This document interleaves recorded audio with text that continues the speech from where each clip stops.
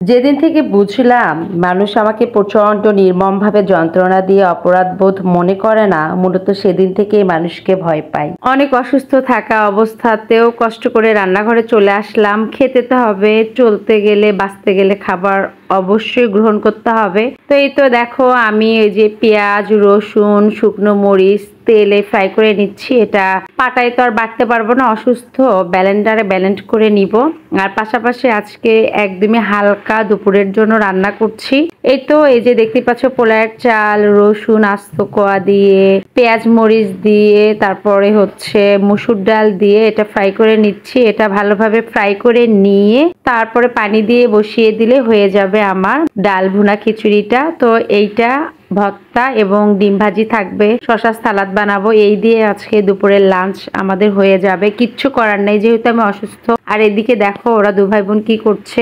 দেখেন, রাজপুত্রের কথা আগেই বলি, যেই দেখছে বনি আজকে পানিশমেন্ট পাইছে, তাকে বলা হয়েছে সে যেন তার ড্রেস নিজে গুছিয়ে রুলস মেনটেন করে সুন্দরভাবে রাখে ওয়ার্ড্রপে। তো তাই করছে। আরে দেখেন, রুহি ড্রেস পরেছিল, এখন যেই দেখছে মামি ভিডিও করছে খুলে ফেলেছে। তো উফ রে, ব্যথা পেয়েছে রে বেবিটা। উফ উফ বেবি, বলি কাকে বলবা? কিছু হইলে বাবার কাছে যায় নালিশ করবে। বলি এই যে গাইস দেখেন, আমার মা সারাটা দিন আমাকে এরকম চাকরানির মতো খাটায় আর আমার রানী হয়ে থাকে দুষ্টু করি।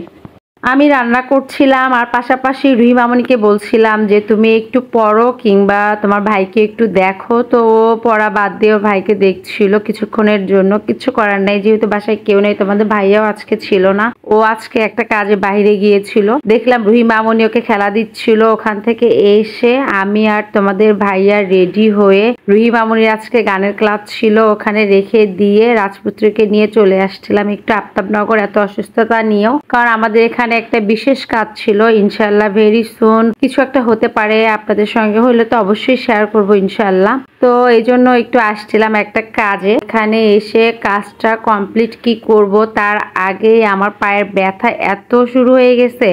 তোমাদের ভাইয়া বলল চল, এখানে একটা নতুন রেস্টুরেন্ট হয়েছে, ওখানে কিছুক্ষণের জন্য বসবা, বসে রেস্ট করবা, তারপরে একটু ফুচকা টুচকা খাইলে খাবা, না খাইলে আমরা আমাদের কাজে চলে যাব। যে উদ্দেশ্যে আসছি সেই জায়গায় যাব, যে আমাদের যে জায়গায় কাজটা দেখতে পাচ্ছ, এই যে অনেক অনেক লাইট। আর এই তো একটু মানে সন্ধ্যার আগ মুহূর্তে, মানে বিকালের দিকটায় যেহেতু গিয়েছিলাম, অনেক ভালো লাগছিল দেখতে। আর আমার এমনি তো গ্রামের মতো খোলামেলা জায়গা খুব পছন্দ। তো মাশাআল্লাহ দেখতেই পাচ্ছেন, অনেক সুন্দর খোলামেলা জায়গা ছিল।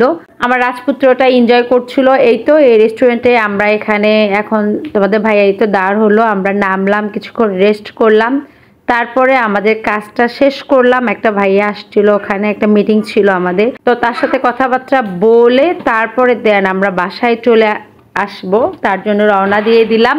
আর দেখো, তোমরা আফতাবনগর অবশ্যই আসবা, এখানে অনেক ঘোরার জায়গা আছে। বিকেল হলেই দেখবা যে অনেক অনেক বাবা মা তাদের ছোট বাচ্চাদেরকে নিয়ে ঘুরতে আসে বা ফ্যামিলি নিয়ে ঘুরতে আসে। যদি ভিডিওটি ভালো লেগে থাকে অবশ্যই আপুকে সাপোর্ট দিবে, ভালোবাসা দিবে। আপুর জন্য সবাই দোয়া করবে। আল্লাহ হাফেজ।